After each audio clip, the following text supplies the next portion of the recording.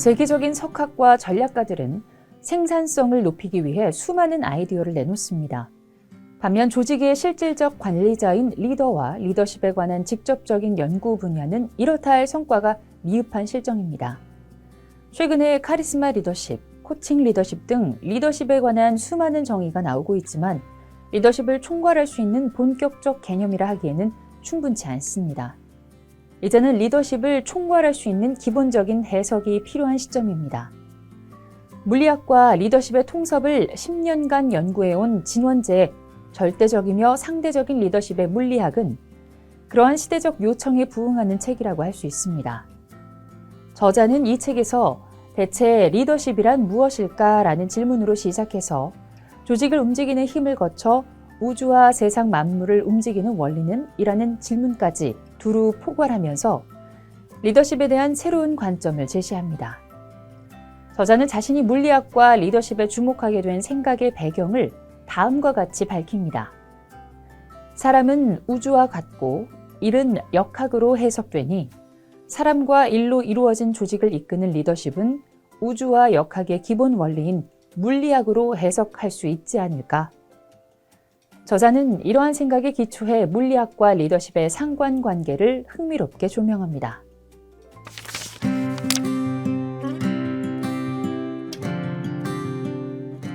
힘은 벡터라는 물리적 성질을 가지고 있습니다. 벡터란 작용점, 방향, 크기라는 세 가지 요소를 갖는 물리량입니다. 그에 비해 그냥 크기만을 갖는 것을 스칼라라고 합니다. 사람의 키는 스칼라입니다. 그냥 길이, 즉 크기만 알면 되는 물리량입니다. 그러나 서울에서 부산으로 가는 것은 벡터입니다. 서울에서 부산 사이의 거리, 즉 크기도 중요하지만 남동쪽이라는 방향과 우리가 움직이는 서울이라는 출발점으로서의 작용점도 알아야 하기 때문입니다. 서울에서 부산으로 가려면 힘이 필요합니다. 그러므로 힘은 크기뿐만 아니라 방향과 작용점까지 있어야 하는 벡터입니다.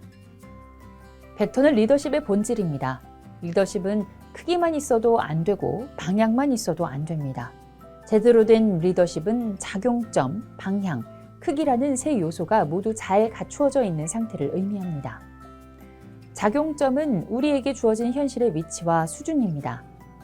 리더는 자신이 맡은 조직과 일, 조직 구성원의 특성과 수준, 그리고 조직을 둘러싼 환경을 정확하게 직시하고 인지해야 합니다. 저자는 벡터의 3요소 중 조직에 가장 큰 타격을 입히는 것이 방향이라고 강조합니다. 방향 없는 삽질이 조직의 가장 큰 리스크입니다. 방향 설정에서 특히 강조되어야 할 점이 왜에 대한 고민입니다. 이유에 대한 고민이 부족하거나 틀리면 재앙을 초래할 수 있습니다. 리더가 정확한 현실 인식을 바탕으로 나아갈 방향을 정했다 하더라도 조직을 움직일 수 없다면 말짱 도루묵입니다. 추진력은 관성에 따라 움직이는 조직의 습관을 깨워 생동하게 만드는 힘입니다. 리더는 지시, 공감, 유도, 상벌, 진도 체크, 네트워크 활용 등등 여러 가지 수단과 방법을 동원해 변화를 추동해야 합니다.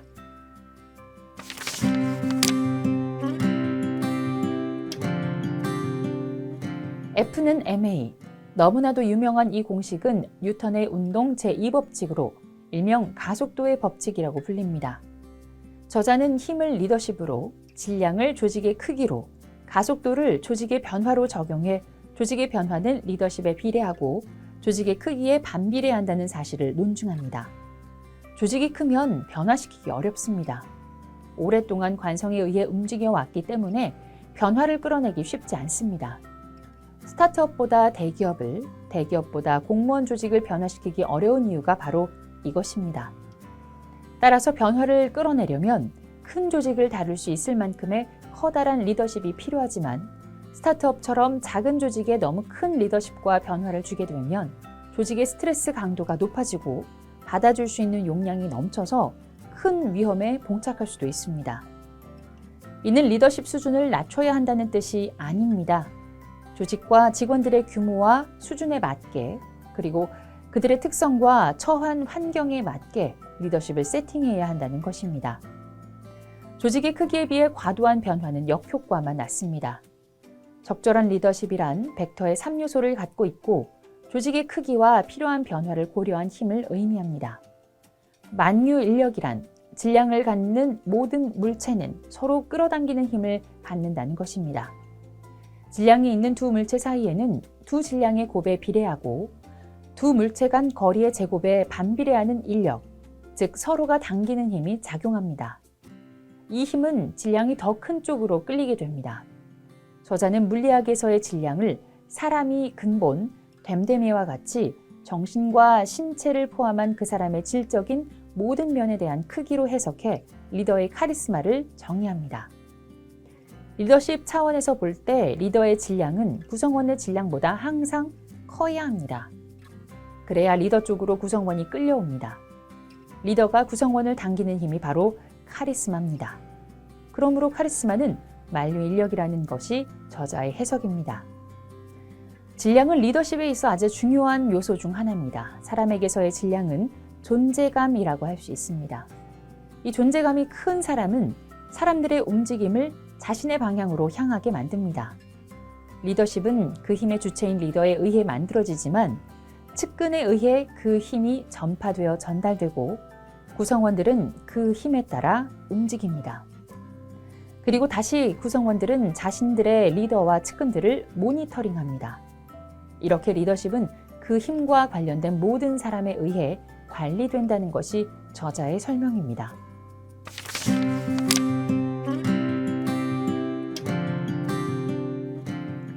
에너지 총량은 항상 유지된다는 것이 에너지 보존 법칙, 즉 연력학 제1법칙입니다.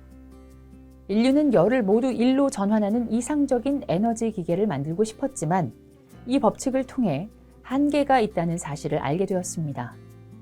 여기서 또 하나의 중요한 법칙을 발견하게 되는데 이미 잃은 에너지를 다시 거꾸로 일로 바꾸는 것은 불가능하다는 것입니다.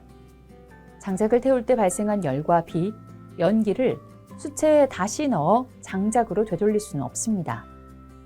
이 되돌릴 수 없음을 물리학에서는 비가역적이라고 합니다. 이러한 비가역성의 현상이 연력학 제2법칙이자 그 유명한 엔트로피 법칙입니다. 저자는 연력학 제1법칙에 근거해 리더를 조직의 에너지 효율을 책임지는 에너지 관리자로 정의합니다. 연력학 제1법칙에 따르면 리더는 내부의 에너지를 새롭게 만들어내지는 못합니다. 에너지의 총량은 언제나 보존되기 때문입니다. 그러나 외부의 에너지를 조직 내부로 끌어들일 수 있습니다. 인재를 조직에 영입하고 조직원들의 창조적 활동을 위해 외부의 돈과 관심, 팬덤을 끌어들여 조직의 영향력과 브랜드의 가치를 높여야 합니다. 연력학 제2법칙에 근거한다면 조직 내 엔트로피는 언제나 증가합니다. 조직 내 엔트로피 증가에는 두 가지 종류가 있습니다. 긍정적인 엔트로피 증가와 부정적인 엔트로피 증가입니다. 리더가 부정과 비윤리, 독단과 독선, 분노 조절 장애 등 그릇된 리더십을 갖고 있으면 조직 내에는 불만, 퇴직 등 부정적 엔트로피가 높아집니다. 리더의 열정과 신념은 고스란히 조직에 전달돼 긍정적 엔트로피를 증가시킵니다. 사실 거의 모든 조직은 긍정적 엔트로피와 부정적 엔트로피가 함께 증가하는 게 일반적입니다. 엔트로피가 높아지는 현상은 자연스러운 법칙이기 때문입니다. 여기서 리더에게 중요한 것은 반드시 긍정적 엔트로피가 부정적 엔트로피 증가보다 더 많이 일어나도록 해야 한다는 것입니다.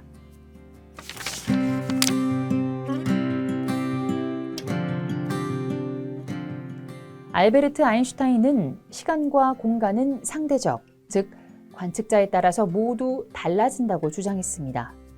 특수 상대성 이론의 요체는 물체의 속도에 따라 시간이 달라진다는 것입니다. 일을 잘하는 사람의 시간은 일을 못하는 사람들의 시간보다 느리게 갑니다. 즉, 못하는 사람들보다 시간이 많아집니다. 마찬가지로 집중력과 판단력이 뛰어난 리더의 시간은 느리게 갑니다. 모든 주체는 다른 시공간을 가지며 다르게 인식합니다. 이것이 리더가 상대성을 배워야 할 이유입니다. 질량이 큰 물질에 의해 시공간이 왜곡된 장에서는 질량이 작은 물체가 질량이 큰 물체 쪽으로 휘어지게 됩니다. 이것이 일반 상대성 이론입니다. 현명한 리더는 조직의 주변을 변화시켜 끌림을 만듭니다. 카리스마가 있는 리더들은 억지로 물리적인 힘을 가해 구성원을 당기지 않습니다. 리더의 매력, 능력, 인품, 카리스마 등 리더의 질량이 구성원을 이끕니다. 진정한 리더는 모든 것을 자신의 주위로 운동하게 만듭니다. 미립자들이 A에서 B로 이동할 때 그 이동 경로를 알 수 없다는 20세기 과학자들의 실험은 큰 충격이었습니다. 말 그대로 A에서 뿅 하고 사라졌다가 B에서 갑자기 나타나는 미립자의 운동은 불가사의한 것이었습니다. 더군다나 이 미립자가 입자이면서 동시에 파동이라는 사실은 더더욱 이해하기 힘들었습니다. 하지만 일부 깨어있는 물리학자들은 이 불가사의한 현실을 받아들이고 불확실성의 특징을 본질로 하는 미립자를 양자라 칭하고 지속적인 연구를 수행하고 있습니다.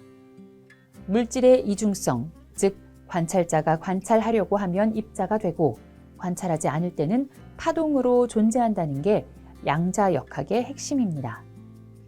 저자는 슈레딩거의 고양이라는 유명한 사고 실험을 통해 물질의 이중성을 밝히고 그것을 리더의 이중성, 즉 권한과 책임이라는 문제로 설명합니다. 나아가 이러한 이중성은 조직 문화의 이중성, 세대의 이중성이라는 문제와 얽혀 있습니다. 사람들이 원자의 운동에 대한 원인을 몰라도 양자역학이 있다는 결과만을 받아들이듯이 MZ세대들에게는 이 체계와 룰이 만들어진 논리와 배경은 몰라도 상관없습니다. 그들에게는 명확한 게임의 규칙과 그에 따른 명확한 보상이 중요합니다. 이렇듯 양자역학은 MZ세대를 이해하는 도구이자 노사 문제와 조직 문제를 이해하는 기준이 된다는 것이 저자의 견해입니다.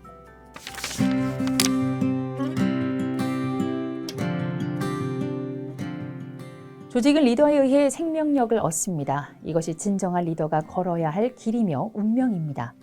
이 책은 뉴턴과 아인슈타인, 엔트로피와 양자역학 등 우주의 근본 원리인 물리법칙을 통해 리더십의 본질에 관한 흥미로운 관점을 제시하고 있어 조직 문제를 고민하는 현대 리더들에게 새로운 돌파구를 열어줍니다.